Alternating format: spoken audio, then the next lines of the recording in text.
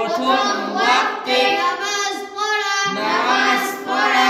হাদিস নাম্বার 13 হাদিস নাম্বার 13 লেনদেন সম্পর্কিত লেনদেন সম্পর্কিত তুবা লিমান তাবা কাসবুহ তুবা লিমান তাবা কাসবুহ অর্থ সংবাদ ওই ব্যক্তির জন্য সুসংবাদ ওই ব্যক্তির জন্য যার উপার্জন হালাল যার উপার্জন হালাল। হাদিস নাম্বার 14 হাদিস নাম্বার 14 সামাজিকতা সম্পর্কিত সামাজিকতা সম্পর্কিত إذا دخلتم بيتا فسلموا على أهله إذا دخلتم بيتا فسلموا على